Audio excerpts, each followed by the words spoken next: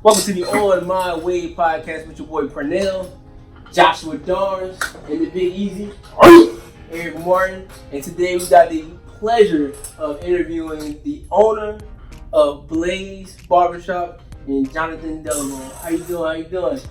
Good, man. No complaints here. Excited. Thank you for the opportunity. And thank you for the opportunity, man. Shop, Barbershop talk. The barbershop talk. You know what I'm saying? LeBron James ain't got nothing on us. The shop. I don't think we got enough pockets to be talking that kind of shit. Don't tell nobody. Definitely appreciate you. For me, I met you back in 2012 and over there on Southside, Southside 23? Southside 23 on the stoop. They said you cut hair. I was like, I'm from Jacksonville. I don't know about going to nobody who's younger than 30 going to cut my hair. You gotta explain what Southside. Southside is a little hut, right? It's a little hut type Pizza Hut place that looks like, for a dorm or whatever. And they shut down now on University of West Florida. But in the Southside dorms are kind of like their own little section, own little housing complex, right? And so the guy who they kept talking about cut hair, is like, he cut just like a regular barber. I was like, I don't know. So me and my friends, what we did was we went all together. It was me, my friend Trey, and my friend Savante. We went Savante first. We were like, Savante, you go first, we'll see what happens. And Savante got cut. He was like, it's pretty good, because we all from Jacksonville. And then ever since then, I was like, all right, okay, I'll take my shot. Came out nice and fresh. And so my thought is like, how you get started in cutting?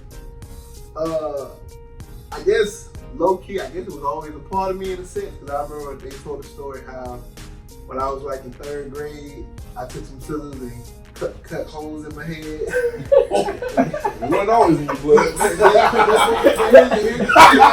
So here's the thing. So I had to go bald in 3rd grade. And then in high school, I found the old clippers that my mom used to mess our heads up with. And so my mom used to make fun of me because I used to always have these dreams that I could do something. I wake up and I try to do it. I said, Mom, I bet I could cut hair. And I had some clippers in the house. started cutting my hair in 10th grade. I was doing good until this one time the guard fell off and I was actually on the top. So I had to go bald again in 10th grade. And I stuck with it though, and I said, this would be something that I can use when I take off to college. Now, did I think I was going to end up here? No, but that's really how I got my start as far as cutting hair. Now, if you want to know how I got my start as far as ended up in this point, I think it was all accident and all God at the same time. Because I went to UWF for engineering, actually electrical engineering, but then I had to switch my major to engineering technology. And It's a hard major. No. You sure? I don't know. I see everybody drop out of that thing. No, I switched from electrical to engineering technology, so it's just general engineering, basically doing IT. Messed around and fell in love before I met my wife, and I was like, I graduated, but I didn't want to go back to South Florida, so I ended up finding a job here in Pensacola. I was actually working on campus, and I guess the real push was after I proposed, I proposed in 2014, and she got pregnant in December of 2014, and so, but the kicker was in March or April of 2015, UWF laid me off. And so here I am, I got a pregnant fiance who's working on her master's, and I'm unemployed, and we got this baby on the way. And so it just went into grind mode. I think that's when a lot of people started seeing me on campus with the old infamous yellow band. And honestly, I was grinding. And then the last job, actually we worked together. My last job was the National Flight Academy. Yeah, the National Flight Academy. And I came to my fiance and I said, hey, after this summer job, I ain't going back to work for nobody. And she supported me in that. Kind of found out she really was terrified But she didn't want to say that to me. She was like, okay, you know, do your thing. You know, I support you. And so from when I stopped at the Flight Academy for like about a year, I was just cutting the house. $10 a haircut. I was with I remember the other chair you used to have. You sold that chair. I had two chairs. The chair I traveled with, I had got from the pawn shop for like $10 because I got tired of people going to people's houses and they ain't had no chair. Like people like, can you come cut my hair? He ain't even got a couch. Well, I remember one story. I remember this dude called me to cut his hair. And we literally had to turn the garbage can over. He had to sit on the garbage can. I had to cut him in the kitchen. He had no furniture. That's crazy. That boy said, I need this cut before I get this chill, man. And so I would cut out the house for like $10. I would travel for $3. People would still complain about my prices when I'm like, you're getting a full service haircut. I'm bringing chairs, lights, and plugs. You're bringing the barbershop. Right. For like less than $15. And so I did that for about a year, and I went ahead and I started barber school, and it was one of those things where the grind even got even harder because at that time my daughter was born, and my wife was still working on her master's, so there would be times when I think people saw me. I would have the clippers in one hand, and I would have my baby in the car seat in the other hand, walking upstairs and still, you know, grinding out like in between haircuts, giving her a bottle and stuff like that, just to make it work. And when I started barber school was from 10 to 6, so I would cut hair from about 7 to like 9:30 and still be the first one at the school. Cut hair all day at the school, be like the last one to leave, and then cut hair from when I left school until about 9-10 o'clock at night. But it paid off in a sense because it was casting my net wide. I was building a lot of clientele, but it was also hard because that was also weighing on the fact that, you know, and I think every man answers that point. When you have a family and you're not where you want to be, you have to end up choosing between investing time in your relationship with your partner and making sure that y'all can eat. And so that process, that was hard too, me being in barber school, her being in master's, and we're pairing also while trying to maintain a relationship. So we went through our roller coaster, but you know, we made it through. Long story short, I guess, is that before I graduated barber school, the way I even acquired the shop was the owner of the barber school that I went to. I pretty much was his favorite student in a sense because I was always on time. I had the most professional mindset. Because, you know, truth be told, most people who enter barbering, there's a story behind it. And it's either, I don't think, especially honestly for us, we don't wake up and be like, I want to be a barber. Unless like my father or something was a barber. Most of us, it is Quick hustle. Huh? Quick hustle. Quick hustle, or I done made some mistakes in my life, and so nobody gonna hire me, so let me be a barber. Or life hit me hard, and let me go be a barber. So mine was the other end. Life hit me hard, so it was like, let me go be a barber.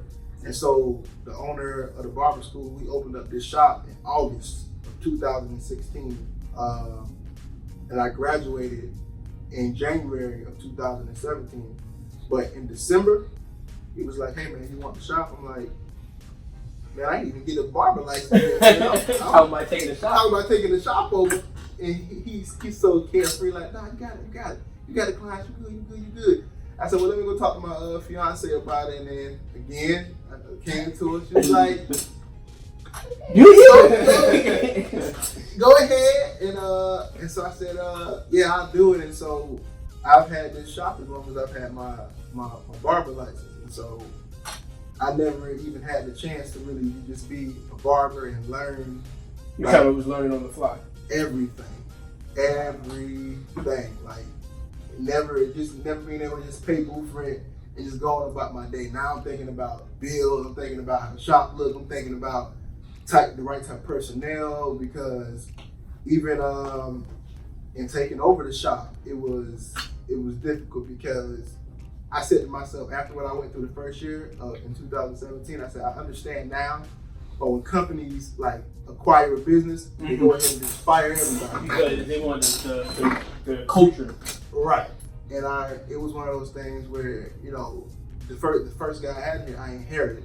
And I still wish him well to this day, but we just couldn't fit, you know what I'm saying? Because he was used to doing things a certain way, and I had the vision and where I was trying to go. And so it was just, whoo. How do those conversations even go? Like when you're, because obviously like you being thrown kind of like into the fire to try to see, are you going to pop into a popcorn or this kernel going to burn, right? How do you kind of have this conversation with somebody that you inherited when you're, you know, I think I was here during those time periods. And I was like, man, he looks like a pretty good barber. But one thing I noticed was like, you will always be here. It seemed like the crack of dawn. He was here, and you come in, he may not be here. So how do you have this conversation? Be like, do you gotta give him a chance, or do you kind of like, we gotta move in a different direction? My style has always been, it's not that I run from confrontation. It's that I like to give. I feel like when a change is, it's authentic if a person self corrects. And so my managing style, even what I do now is, you know, we'll have a conversation like, hey, this is my vision, this is my expectation. What do you want out of this? And I remember, you know, when I took the shop over, I was like, you know, honestly, I said, you were here when the shop first opened. Most people associate you with the face of the shop. I said, really, if I'm not really trying to change that, you know what I'm saying? I'm just trying to come in and let the shop grow and let us both be successful. And I said, I have a certain vision in mind. I want to make sure that I'm not holding you back. I will communicate with you when I decide to do things or change things. I will always give you a notice. If you have any suggestions, feel free to comment or let me know, but don't take it the wrong way. I don't go with everything that you say. Just be happy that really I take into consideration, because I never want to be one of those owners where it's my shop, it's all about me, because I always believe that the team went further. But you have to be willing to be a good teammate in order for us to, you know, get to the ultimate. AB. Yeah, and so that's how it went, and you know, off the conversation, it seemed like we was on the same page, but you know, it just didn't transpire that way. And the thing about it, I think if you learn in life is you give people a chance, but when they show you like this is what they're going to do, because it was things that were happening that really just didn't make any sense. You know, it was like, you know, you a father, I'm a father, you've been doing this for a while, I've been doing this for a while. You know, we only can go in barbering or any type of entrepreneurship. You only will go as far as you're willing to go. Like there's really no limit on that. What happens is most people, we put a limit on ourselves by how we think and how we operate. And I think, unfortunately, that's what a lot of entrepreneurs, even barbers, do. Because when I got into this industry, I think the biggest thing that helped me was my college experience and my corporate American experience. And so I took that and I brought it here, and I'm thinking to myself, what are the things that people really can't stand about barbers? And I said, I want to make sure that I do none of those, or try my best not to do none of those. So it's one of those things with not showing up on time. I come to work 2 hours early, you know, not communicating. I put signs when I'm not going to be in the shop. I send out text messages. Now, whether people read, that's not my problem. I think my style has always been, I'm going to make sure that if it doesn't work out, it's your fault. And so I will always go above and beyond, so that when you look back on it, be like, man, dang, I can't even be mad at him. You know, I lose clients because they get mad that I'm booked up, but you have the option to book 2 weeks in advance. To book an appointment. You know what I'm saying? But if you want to walk in, and I tell you I got a 7, 8, 9, 10, 11, 12, it's on you. So that's always been my style. Like, I want to do everything I can, and if it don't work out, you gotta look yourself in the mirror and be like, man, this is me. So it's definitely important to build your brand, especially when you're in a business like Barber, where there's so many. Having your own kind of brand is definitely important. So, like, what is Blaze Barbershop? how would you differentiate? Yeah, like it's like I done been to food barbershops around Pensacola, and like you said, there's barbers out there who don't have nothing to tell. They're not coming in early. I gotta wait for you to get in the barbershop. That's not cool. You make that difference. So, and you said that you understand the clean sweep of when you come to business. Sometimes you just gotta clear everything out, work on it to make it yourself. What is Blaze and how is it going and taking off from this point? Hey everybody, I'm Jonathan Delevoe, owner and operator of Blaze Barbershop, and I have my A to Z product line. So stay tuned to the OMW Podcast and I'll tell you more about it.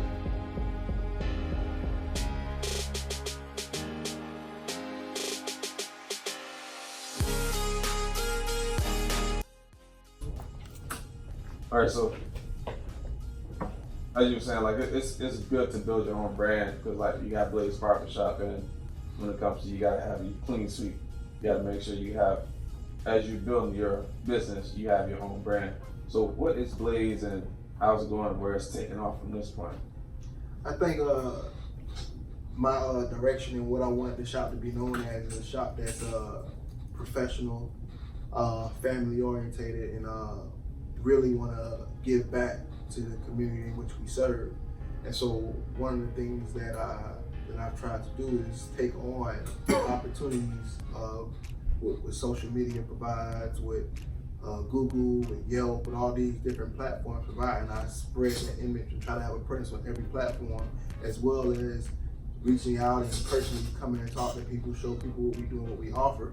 And it's one of the things that I think has allowed us to grow at the rate that we have, because since the revamp, as I cleared house in a sense, we've really had a brand new person come to the shop every day. The shop can have, it can be slow, and 5 people can come in. 2 of them gonna be brand new, never been here before, because of how people talk about us. You know, they come in here, like it's one of the things where when you come in here, I'm either playing motivation in the morning, or I'm playing the old school radio station. Then from 2 to close, we play smooth jazz.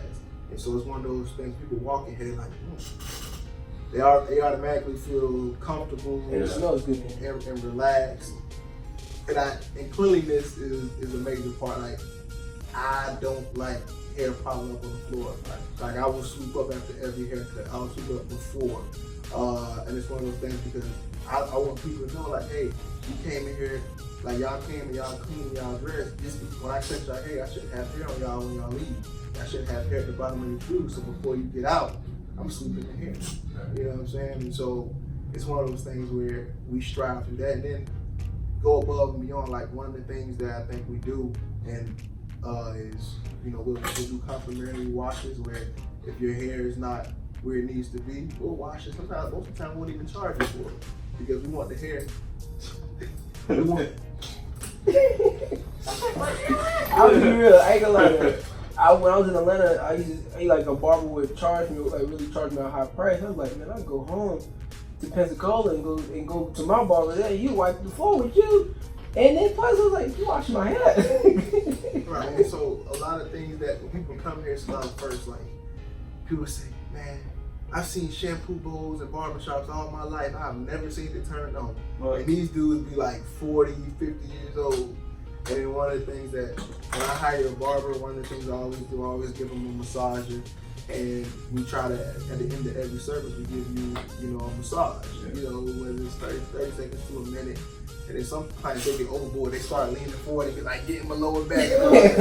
But it's one of those things where I think, I guess to put it in a nutshell, I'm trying to be the Chick-fil-A of barbershops, where the customer service just can't find nowhere else. My pleasure. You know what I'm saying? It's my pleasure to serve you, from whether it's coming in early or staying late for if you communicate with me, or on the days that we're closed, offering appointments and stuff like that. So we're here for you.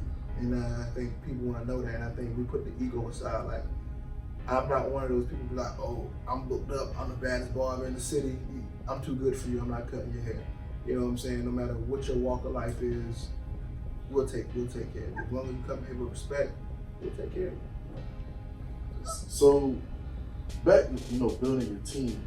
In any business, it's always important to like have that team with the same mindset, the same vision as you, and especially in a barbershop because every person that you hire represents you.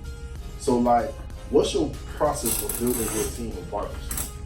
When I tell you that has and still is the hardest thing to do, because like I said, like my background is maybe a little different from a lot of guys who got into barbering. There ain't too many guys that were in corporate America and switched over to barbering.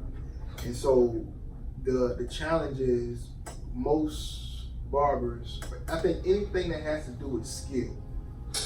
Once a person gets to a certain level of skill, it's hard. They feel like you can't be told nothing. And you know what I'm saying? We see that in professional sports all the time. We see that with music groups. Like somebody gets to a certain level and it's like the head's like this. And so honestly, at this point, my strategy has been, the two guys that I have here now have been fresh out of school because not all, but a lot of the local barbers or barbers that I meet, they come in with their own mindset of how things are going to operate. And it's like,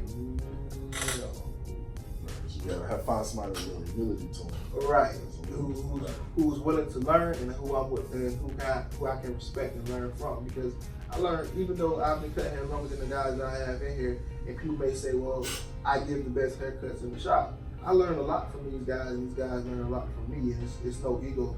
Like, we fostered a relationship to where, in a lot of barbershops, if you see the other barber come help the other barber, it's like, he can't cut it. But when people come here, they be like, I see these guys walk over to each other all the time.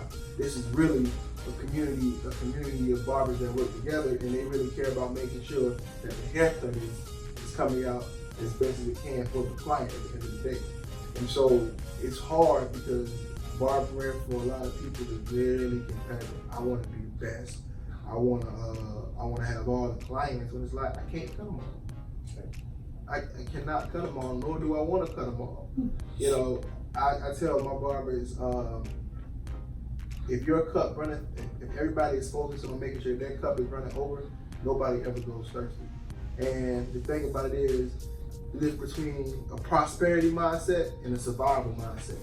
When you have that survival mindset, everything is desperation. You're trying to force everything in. You start feeling some type of way of, I cut Pernell one day, and then the next day somebody else get him. Like, dang, Pernell, well, he ain't like my cut. I know I cut better than him. It's like, well, honestly, I'm busy. Pernell can't wait, right? Because he got something to do, and so he trusts the other barber, and he say, hey, can you get me this time? And it's really, we all eating, we all drinking, we all going thirsty. Some barbers will be like, I ain't sharing the world, and you limit your growth.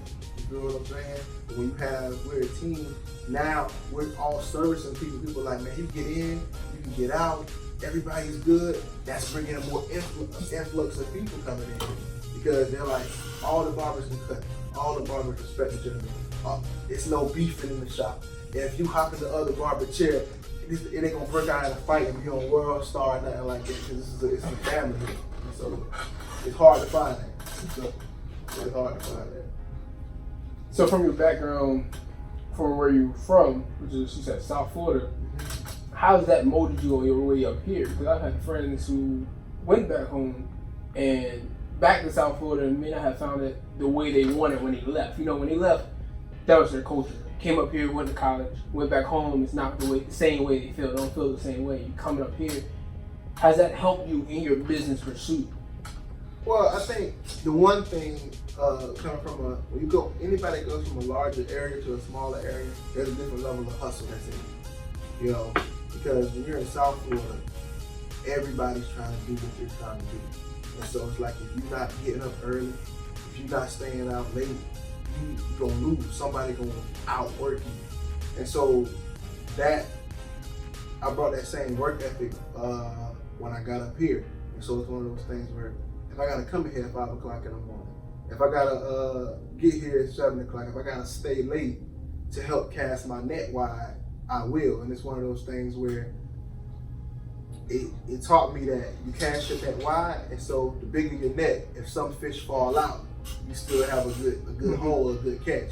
And so that's what I ended up doing, like casting that net wide. Like when I first took over the shop, I was in the shop 6 days a week.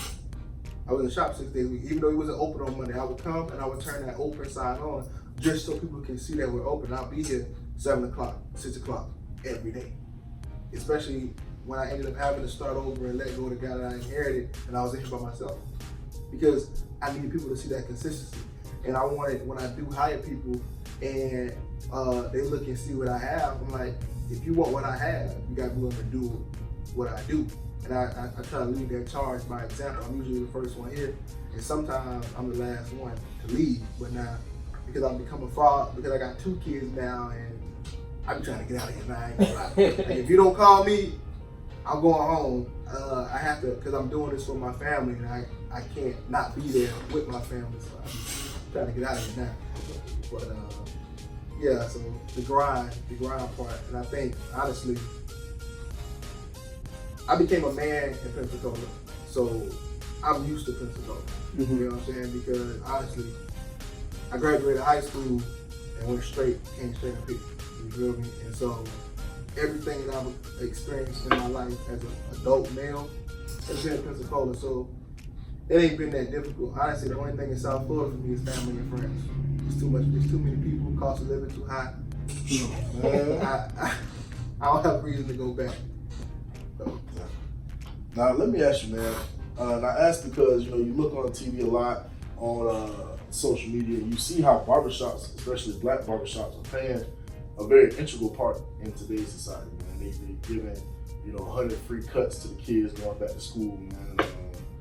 Hiring people off the street, you know what I'm saying, to give them some kind of income, legal income, cutting up homeless people to, let them get ready for an interview or something like that. Where do you feel like the barbershop is in the place of society today? Like, where do you feel like the barbershop holds its worth? Historically, black barbershops was the place where, man, they come together, they rejoice together, they talk about struggles, man. They talk about, I just had my baby, just got married.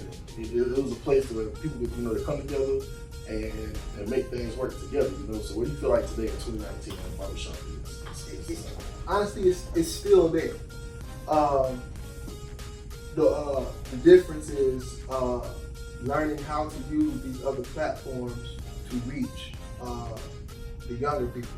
I feel old when I say it. I'm only 28. But understand, like, honestly, man, it's to the point now, I really don't need that TV, because when people come in here, everybody like this. Mm-hmm. And so, if everybody's gonna be on here, how can I get them to see something on here to make them want to come in here and be a part of what we have? And I think I've been real good about that. One of the things that I did, I used to do promotions on Instagram to get people in here talking and stuff like that.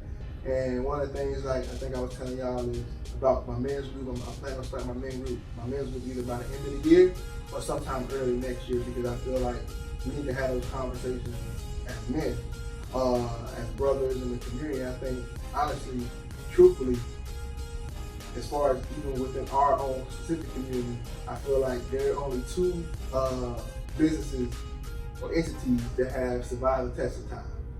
That's the church and the barbershop. And I ain't trying to be no preacher. And so, huh? You could be a mortician. You're a little late on that, man. Say somebody.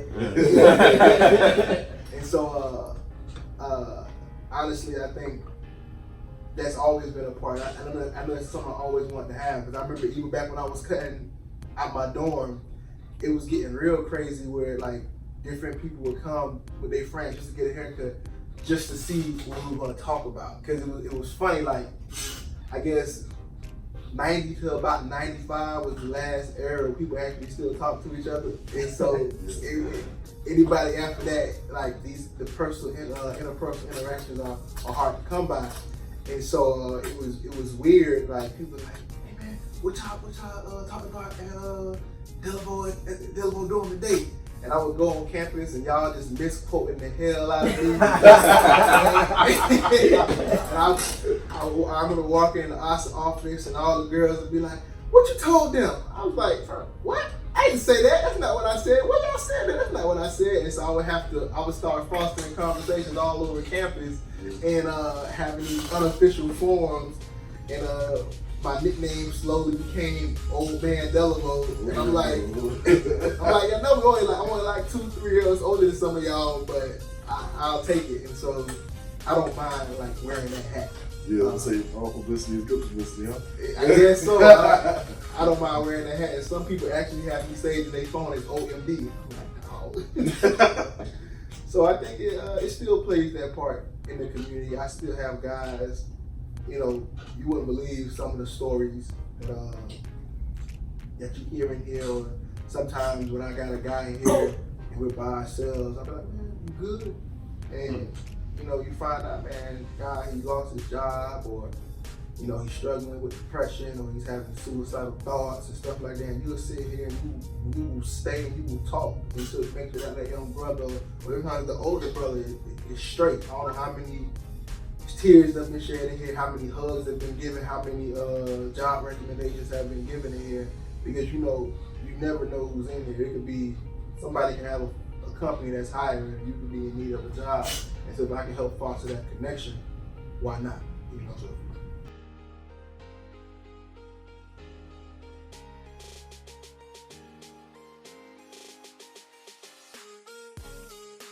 So you asked the question, Big Easy, about the wave cream and making your own products, right? Yeah, Roger, though. Yeah.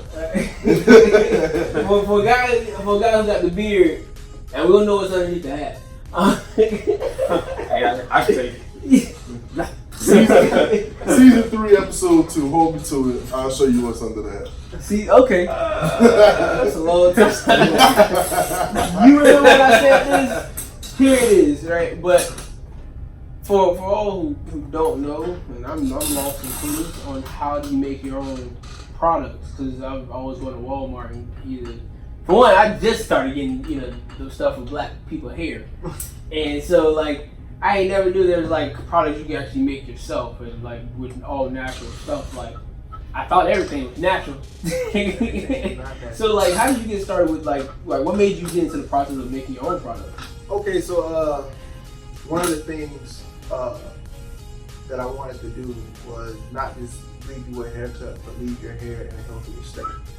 And, another thing was I wanted to make sure that I had another form of revenue when I wasn't able to cut hair. Mm-hmm. And so the thought process behind it was, what are the two things that I see that we struggle with?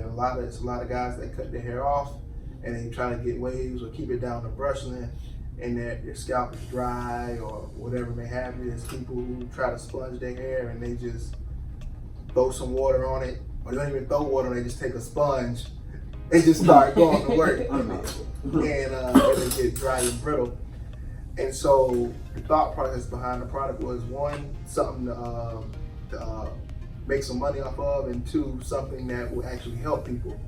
And I guess the third component was like a legacy, something to leave behind. And so the product is called A to Z. It's the product line.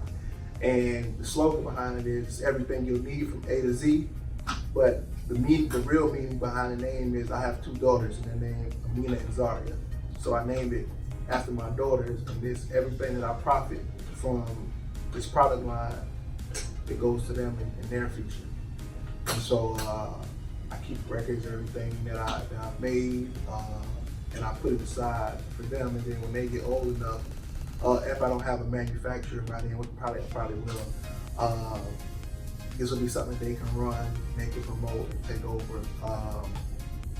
Because I want my daughters to know how to do things for themselves, and I want to leave them with something to get a head start on. Because I don't want my children to have to start from ground zero, like a lot of us coming up have to do, is start from ground zero. But we end up in this trend where you're either the first one or you're that first generation to go to college, create something for yourself, and then the generation after you gotta start from ground zero. It's like, no, I'm here, I got here, my daughters should start from here, not back here. And so that's it's really important to me for my daughters, to help people out. And then even the process of how to make it, there's so many like do-it-yourself videos and stuff, and when I was researching what I wanted to put in the products, and how to make them and how to mix them. So I watched and read a whole bunch of different things, and I took bits and pieces from everything, and I found the formula that I want to use, the measurements that I want to use, and I make my products. Like I even got a connect who gets the shea. I get the shea butter straight from Africa, and so yeah. To the motherland. So these products are shea butter based. The wave enhancer is shea butter, coconut oil, olive oil, castor oil, and beeswax. And then my curl enhancer is shea butter, coconut oil, olive oil, castor oil, honey, and aloe. And it's all mixed together. And it leaves your hair. Both products leave your hair feeling soft, leave shine, and provide moisture.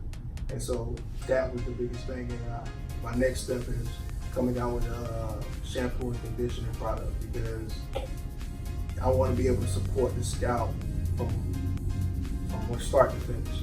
From A to Z. From A to Z. There you go. So you brought up a good point about leaving something behind for your daughters, for your family. And I always say the same thing. Sentiments when I've heard, starting from ground zero, it seems like you always have to start back over as a black family or just a black culture. It's like, when I get out of school or when I get out of the house, it's like I'm starting from zero. I gotta get my own apartment. I gotta find this. I gotta find that. It's like none of the instructions seem to be set in front of you, or at least placed in front of you, where you can kind of like continue on what was done beforehand. And I see how important that is. Do you see that like anything changing with our generation compared to the generations in the past? Well, I think the ability to pass down, I think it depends on how much you achieve in your own life. I think if we come from the black experience is vast, and so if you come from the impoverished black experience, 9 times out of 10 you're starting from ground zero. But not every person has that same experience, where their parents only was able to achieve so much, and so you had to go to school and try to figure it out for yourself. So I do see that changing. I think it's always been there, but I think with everything, because everybody has a camera now, we're able to see it be done more. And I just want to play my part in that for doing that for not only just my daughters, but anybody who looks to me for guidance or motivation, inspiration. Like I always, and I tell it all the time, I want to continue to make y'all proud. Y'all say y'all proud of me, and I feel like I still got a long way to go. And so I just keep that in mind when I'm doing what I'm doing, because I think, simply put, like, one of the things that I realized is that, we achieve more when we're doing something for a non-selfish reason, like when the motivation is making something or someone else better. And when you look at this, a lot of people compare, they like to give like plant analogies, like, you're a seed, you gotta be put in the right environment so you can grow, or things like that. And one of the things you realize is no tree ever enjoys its own fruit. And so the fruit that a tree provides is for somebody else. And so everything that I am doing or trying to do is not for me. When the purpose is bigger than you, it allows you to keep going, it allows you to be innovative. And that's honestly how you can see who's selfish, because when you're selfish, if things don't go your way, you quit. If things don't go your way, you get tired. And it was one of those things where a lot of people don't know about like this journey. Like a lot of people who met me, they're like, oh, you got all this clientele, you this, that. I'm like, they don't know that there was a point in time when I would leave the shop and I could not walk. I was in the shop from 6 o'clock in the morning till whenever I got this cutting hair. And I would give everything I had because, and I even told it to my wife, like, I never want to feel that way again, that I can't provide for you and my kids. That is not even on the table, it's not an option to go back to that. So I will give everything I have to this. And she didn't even know for a long time, for almost the whole first year. Like I would get home and when she go to bed and I take my daughter to bed, like I get stuck in the hallway and I just be on the floor because I couldn't walk. And when she finally caught me in the hallway, that's when she made the doctor's appointment. Now I have insoles in all of my shoes and stuff. and I you know, I lost some weight and stuff like that. But like that's how serious it is for me. Like I still hold on to that. Like when I got laid off at UWF, like I literally lived 5 minutes away from campus. It took me 3 hours to come home because I'm like, how am I going to tell this girl that I said I love and trust me and I got you that I ain't got you. I don't ever want to feel that. You know what I'm saying? So I put everything. You know, what are you willing to sacrifice to achieve the things that you want to achieve in life? And then is the purpose bigger than you? And I do this for y'all. I do this for my family. I do this because I want to leave an impact and a mark on somebody's life. So there's no stopping for me. There's always trying to find a way to be innovative, to lead by example, and to like leave that mark. Not be like no celebrity, no famous barber. If I never cut a celebrity in my life, cool. But being someone that, you know, that says, dang, you know, I seen Delevoe start out the dorm and he achieved this, and he's still humble with it. He's still giving back to the people that are following behind him. So it's serious for me. And so that goes back to why it's even harder to find people to work in it. You ain't gotta be as passionate as me, but you just gotta be willing to do your part. And I think that's the hard thing even for a lot of people is when you're trying to build a team, when you're trying to do something, you can always teach skill, but you can't teach passion. You can't teach drive. You can't teach work ethic. All that stuff that has to come from here. And you know, even like when I talk to the college kids, a lot of us come from impoverished situations, and you wasting your opportunities up here. Your parents, your people, they broke. They back home, they broke. If I go back home to my house, if I go back home to my house in 2019, I go back home to my house, there's holes in the ceiling. There's no air conditioning. And my parents living there now. And so, and then on top I got a family, so it's like, I take my life too seriously. I take y'all life too seriously to not give everything I have to be the person that I'm trying to be, or the things that I need to be in order to show the world what they need to see. You know what I'm saying? Mm-hmm. All right, so when it comes to the shop, man, you know, at home you're surrounded by women, man. You got your wife, you got your 2 daughters, you know, and then you come to the shop and it's just, you know, straight, you know, barbershop. You ever thought about, you know, having something for the females, you know what I'm saying, and the ideas come from home and inspirations where, you know, going to a salon, inspection, anything like that? I actually got a stylist that works here now. I just hired her not too long ago.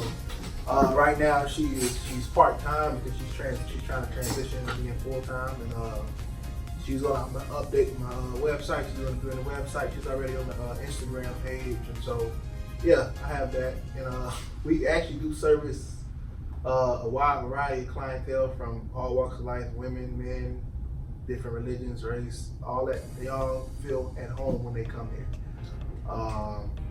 And so yeah, we're working on that. I think I'm only gonna stick with one stylist for now. I don't know. Yeah. Why he say that? How much.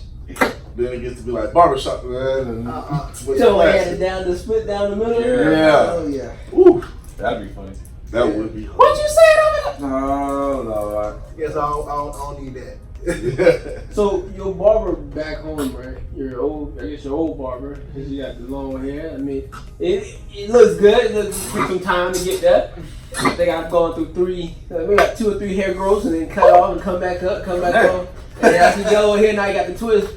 So how does I don't know if you ever spoke with him since, you know, you started cutting your own hair and owning your own shop, like, how you think he might feel, how you like? Honestly, I've had 2 barbers. One of them was my dad, Barber, Mr. Bernard. When I was young, his hands were shaking, so I know he was too old to be out there cutting. And then one of my first real barber mentors is a guy named go by Teddy. it's literally like no exaggeration. Like his barbershop is literally right next to mine. So, but at the time, that's his new location. But at the time, he was a little further. But he's literally, if I step outside, his shop is my next door neighbor.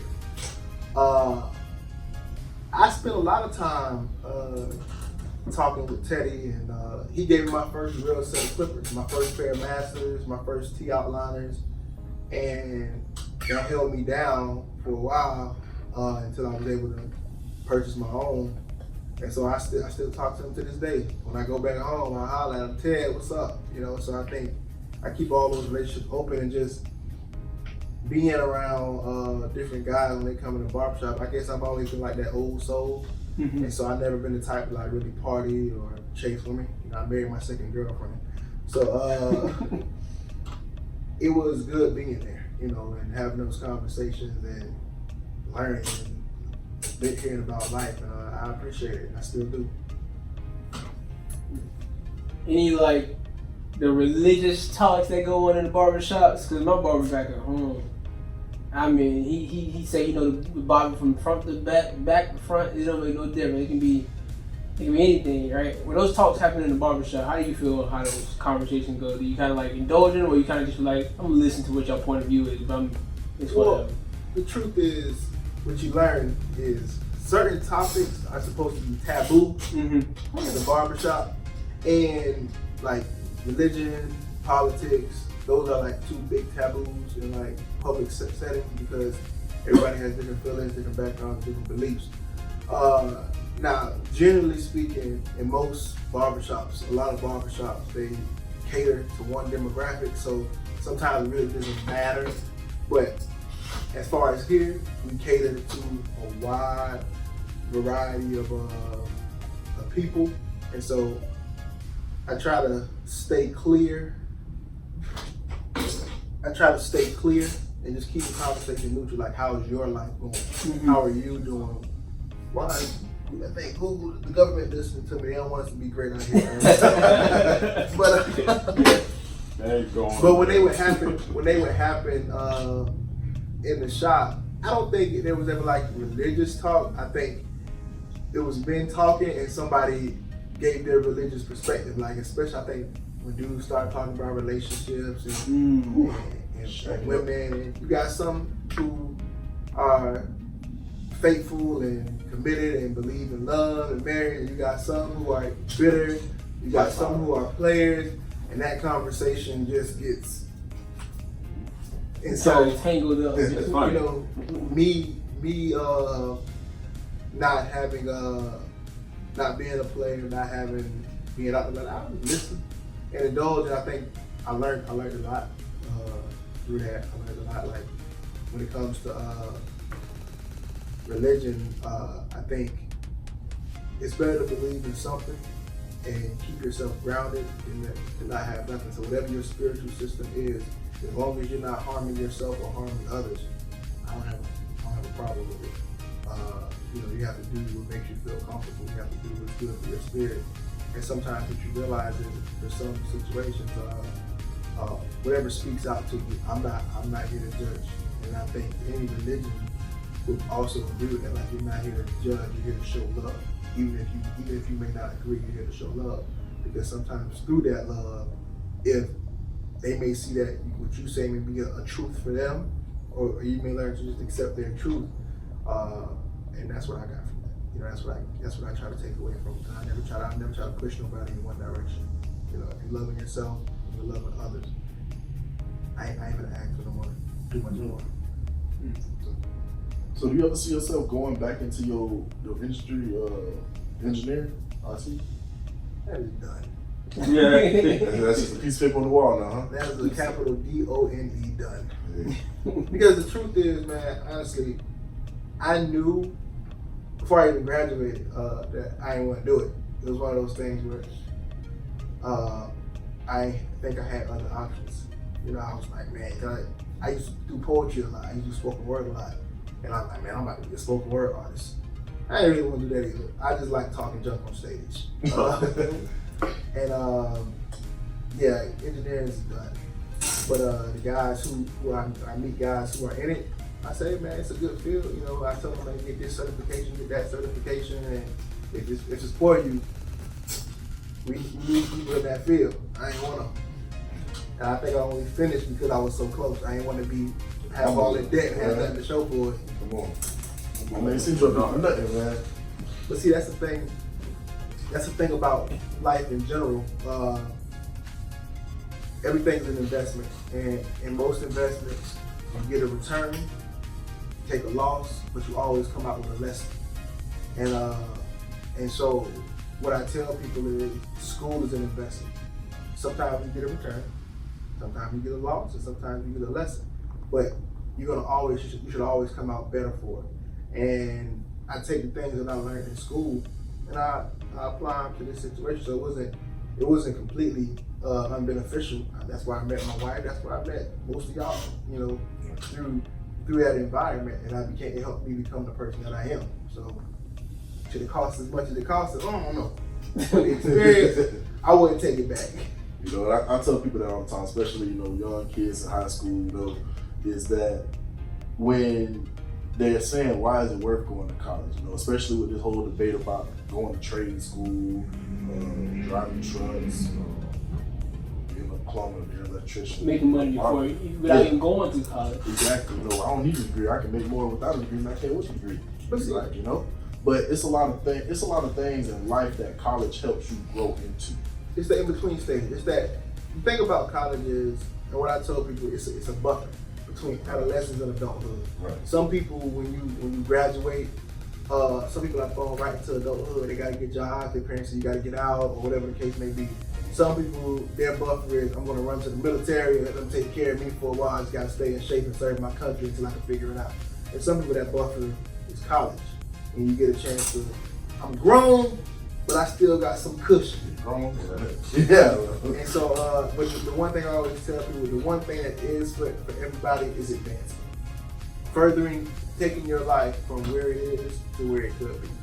And ultimately, that's what leads to happiness. There is nothing that can make you happy except furthering your life. So progression, in a sense, progression equals happiness. You know, like, in a sense, like, you ever see somebody that's trying to lose weight and they go to the gym, even if they only lost a pound, they're happy because they're progressing. You know, it's not about losing the weight. It's about, I set a goal and I'm working towards it. And you learn that the process is more important than the product. And so when you go through life and you go through these lessons in life and you're going through these different processes, you learn that life is not about what you get or what you do. It's about who you're becoming. And so as long as you're progressing, you're always becoming a new version or a better version of yourself. And that's what equals happiness, whether you're progressing in your career, whether you're progressing in your relationship or your friendships. You have to find a way to continue to move forward, take the lessons that you learn and share them with other people and move forward.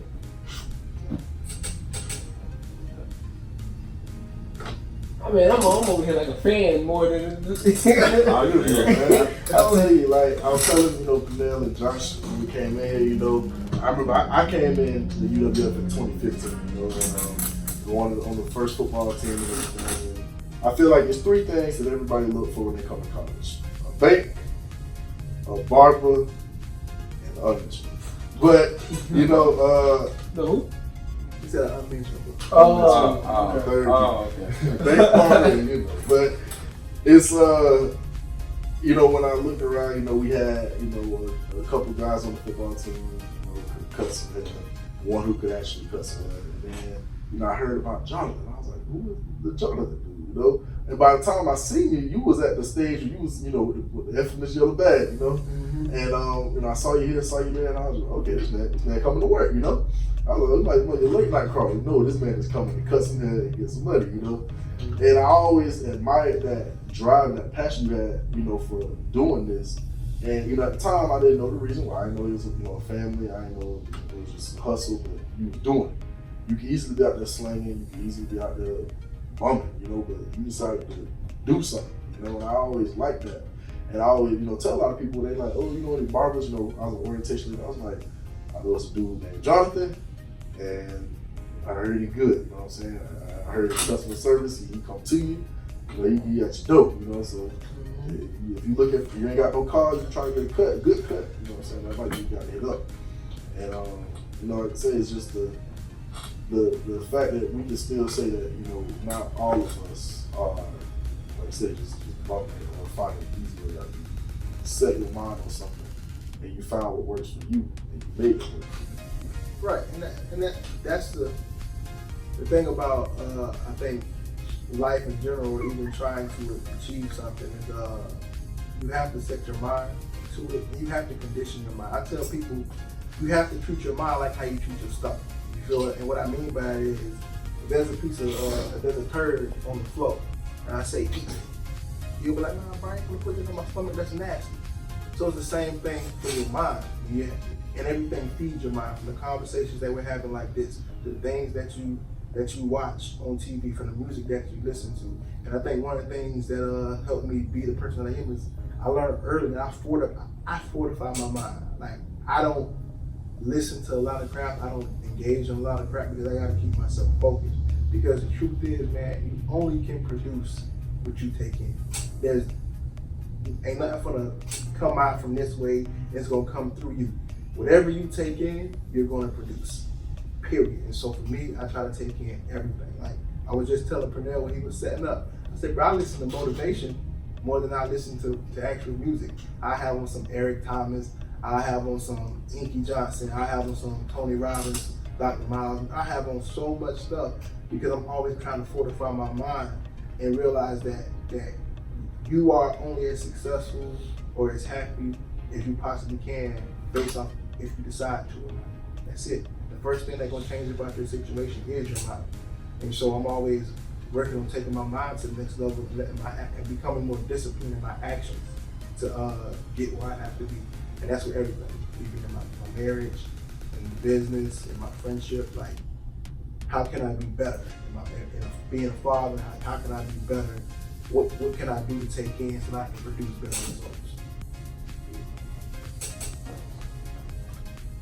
Yeah, I'm like, man, these notes here, you gotta take those down, man. It's hard to find those. I'm just, you know, one thing we want to take away because so much. The barbershop, you take so much, take so much away.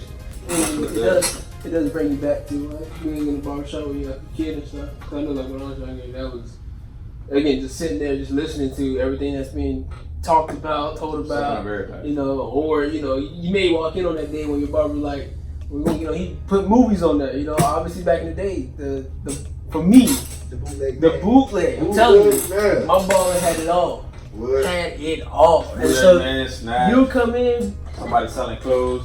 My barber had like only a few rules, right? You only had a few rules, and that had to be a barber. There's only 3, right? The first one, because it kind of weeded out his clientele. So the first one was, you need to come in, no sagging. Right? No sagging. Because if you're sagging, usually you don't have a job. And so you kind of like cut straight to the chase. If you're sagging, you probably got a job. 2, to let you know, make sure you know, no profanity, because at the end of the day, if you're not speaking inside of a public place, you probably don't got a job. And he won't clientele to have a job because it's consistency. Right? And the third one was control your kids. Because and then I'm not gonna have them run around my shop, because at the end of the day, you ain't gonna like when I say, you know, sit your butt down. Man, you know, exactly. And then a lot of times, if your kids running around crazy, you ain't got a job. And so his whole thing. He didn't say have a job. Well, his whole thing was like those 3 things kind of weeded out to you know, my clients gonna have a job and they're gonna come back consistently, because for one, again, my shop's gonna be clean. My shop's gonna have an environment where you're gonna feel comfortable coming into. And then every blue moon, you'll come in there and you'll have not every blue moon, I'm not even gonna lie. Every day you'll have like something on the TV. It won't be news, it'll be like a movie or something like that. And a lot of times I'll watch a new movie in his shop. And like, cause he'll have the blinds closed, the lights low. The only thing you see is his area, and his, you know, the barbers' areas are lit up. He only has 3 barbers, right? And it's the same thing. It's like the culture of the barber. This is what I expect. And if you don't do it as I expect, you know, I'll take your stuff into consideration. But at the same time, like, I expect you to be here on time. I expect you to, you know, at least have communication with your clients. I expect certain things to be done. So when, like, with Delevoe, like, your shop, that was one of the biggest things when I realized, like, when you got your own shop, I was like, it models what I've grown up to see when it comes down to it is the shop's clean. You know, the barbers are nice. You know, the barbers are not going to be all rowdy. You know, the people who are going to be here, the kids are sitting down nice and quiet and calm and collected. You know, maybe I had the TV on the bootlegs and stuff like that. I don't know if he ain't got to connect yet, but if you do, I understand. You know, we got to fight. Yesterday I got it. At the end of the day, that feel that you get when you go to a barbershop, it's kind of like you're looking for what you've grown up in. You know, if you're growing in a shop that's not put together and it's not, you know, calm and wholesome, and you're probably gonna try to go find a shop when you get to college. That type of shop, you're not gonna look for a crazy. You know, you're gonna look for the crazy shop with all the bickering and the craziness where the barber's not taking care of you. But when you come to what you've grown up with your parents, you look for barber. This is what you need to look for. When you're doing this is what you need to look for. And when you look for that, it really is. It's really big. It's very important. Because it's the barber is like the closest thing to family you got when you come to college. You know, you end up having more conversations with your barber than you end up having with a lot of people. Mm-hmm. Especially if you foster that rapport with your barber and you feel like it's a safe environment. Especially because one of the things that you learn is that there's a level of vulnerability that a lot of men don't have. Mm-hmm. And sometimes the only time they can have that is in the barbershop or amongst other guys that they see it. And so one of the things that I try to take pride in is I don't hide who I am. I think people, they've seen the range of emotions I have. They've seen my likes and dislikes. They've seen, you know, the hurt. Because I want to show other men that it's okay to have a full range of emotions and still consider yourself a man, consider yourself grown. Because what it comes down to is that to be a man is simply to be responsible. You take care of the responsibilities that you take on, whether that's a family, whether that's a business, whether that's just relationships, and that's on personal self-help. Just be responsible for what you take on. And so it's okay that sometimes you may cry. Like, I'm 6'2", almost 260. I'm probably bigger than most of my friends. I done cried on my brother's shoulder. I have no problem getting off the phone. Love you, big dog. Have a blessed peace. I have no problem doing it. I think I try to lead that by example. I have no problem being almost 30 years old and still indulging in anime, you know, watching that this morning before the podcast. I have no problem in showing, you know, like, hey, when it comes to this thing called manhood, there's a wide spectrum of how you can approach it and what you can become. As long as you're taking care of your responsibility, you can be the silliest guy, the strongest guy, the smart guy, whatever you are. If you're taking care of your responsibilities and you're showing respect to what the world has to offer you and what you can offer the world, you ain't got no problem with me, I ain't got no problem with you. And that's one of the things I try to do for the brothers coming up. Yeah, you something to say? You look like you a fan too. That right there, man. That right there. So, what is your experience with a barbershop growing up? Well, man, my first barber, I say professionally, was it was a young man named Sean, and I remember because, you know, he used to cut where my mom used to get her hair done. They had a salon. I think it was mostly. You wasn't forced to be at the salon where you was I? My mama, look, your daddy ain't work, you come with me. Let's try. So I'm sitting at the salon, and I think it was kind of opposite, you know, what you got. You know, it's mostly a salon and a couple barbers, you know, and you know, I remember, like I said, he was my first one, and I just remember him always, like, you know, boosting me up, and I used to hate at the end of a haircut when they take the alcohol and rub it. I used to think that was going to kill me. I thought I was going to die and melt away. And he always was like, man, you a big boy, man, you got to be better than that. I'm like, all right, you're right, I ain't gonna talk. So, you know what I'm saying, he always used to hype me up and do that, and I feel like, you know, that was my first little, like, you know, barbershop man test. Like, yeah, I'm manning up with alcohol, you know. And then after a while, he got his own shop. But by that point, my brother got into cutting hair, and he did, you know, a really good job. He used to cut, you know, his sons. He got 2 sons and a daughter, and you know, our little cousins and stuff like that used to cut on him. I was like, okay, you know, cut my dad up a couple times. And for him, it was more of just like this is my time with my kids, with my family. It was, you know, if you make $1 off of it, cool, you know, but like it was that this is my bonding time, this is our man time. And, you know, my brother Charles' name is, you know, me and him were really the closest, or are the closest, because we had those moments in the chair, whether it was my house, his house, whatever. You know, we used to just talk about school, talk about sports, talk about females, talk about life, talk about how my daddy getting on, you know, my nerves and stuff. And he was like, "What? I know, you know what I'm saying? You've been there, lived there." So it was my opportunity to, you know, kind of grow from my like young kid up until I was about 18, you know, and really, you know, get that like one-on-one man time with somebody who isn't my dad, you know. And after that, it happens. I can't go there no more. Yeah, no more time.